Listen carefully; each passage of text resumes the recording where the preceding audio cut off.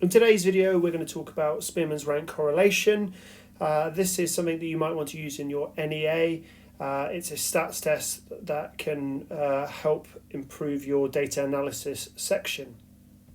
So why do we use it?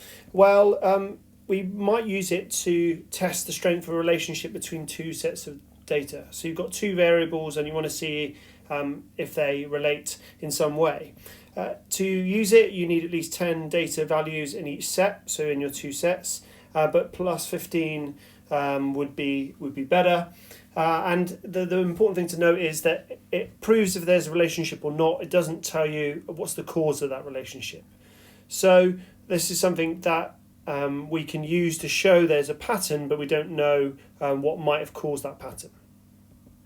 Here's the formula. Again, it looks really complicated when we put it like this, but we'll break it down over the course of the video. The N is really important because it's the number of the pairs of values. And here that D is the difference in the rank order. Again, I'll kind of come over to that when we actually do the rest of it. Then we get this RS value and we calculate that to 2 decimal places. Once we've done all the calculations, if that RS is close to 0, then there's no correlation. If it's closer to +1, very strong positive correlation, and then -1, there's a strong negative correlation. So here's an example we could work through. I'm going to do a study on whether the relationship between GDP per capita and money spent on education per capita is related. Do countries that spend more money on their education, is that because they are a richer country?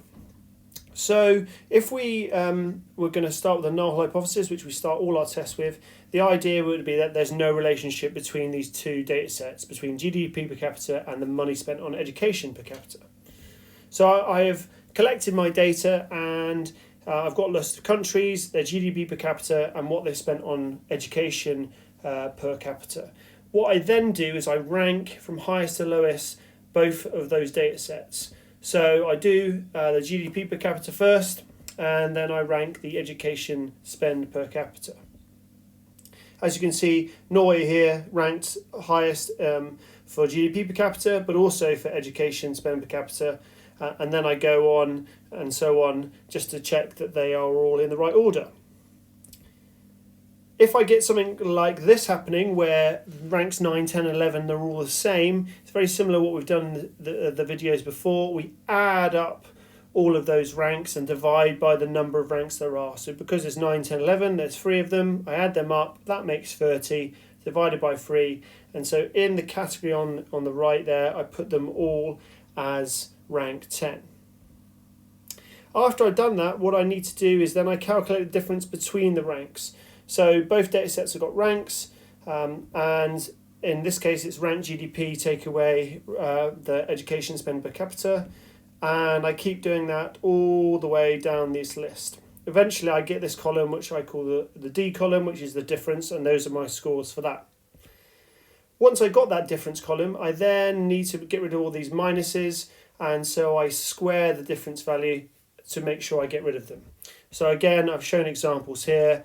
0 times 0 is easy, and minus 0.5 times minus 0.5 comes up 0.25. Again, all the way down that column.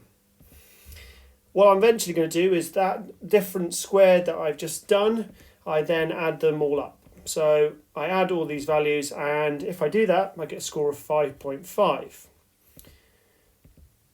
Then I'm going to use this in the formula. So that's my d squared, and we said we needed that earlier on. So we can just see that I've worked out d squared, 5.5, and I know the number of pairs of values because I've been using them. So I can start to add this in the formula. In this example, I use 15 pairs of values. So that goes in where that n number is. Remember, I am taking this away from 1, but I do that right at the end. So if I do my calculations, it gets to 33, and eventually I'm now down to this figure where I'm taking it away from 1, and I get a RS score of 0.99. Well, like I said before, the closer it is to 1, the positive correlation it is.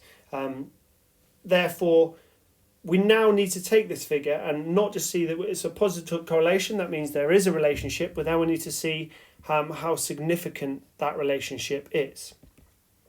So to do that, I have a table like this, and the first thing I do is, because I've taken 15 bits of data, we've got 15 degrees of freedom, which I can look at in this column down here. And I see that for 0.05 significance level, that is 0.441. That means, because my value that I scored, my RS value 0.99, is larger than that, that means that I reject whatever the null hypothesis is. If that score had been lower than 0.44, then I would have to accept the null hypothesis. But the interesting thing with this is, because my score is 0.99, I could actually take it to the level of the significance level of 0.01.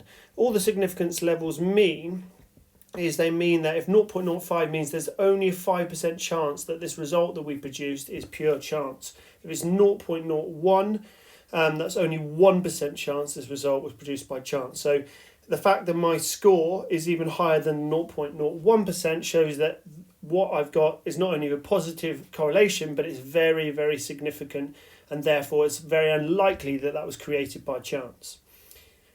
What I then do is I put the fact that I've got this figure into my back to my hypotheses, so I can therefore say that I reject the null hypothesis, and therefore I can conclude that there is a strong positive correlation between GDP per capita and money spent on education per capita, and that this is significant to a high degree of certainty. There's very, very little that this was created by chance.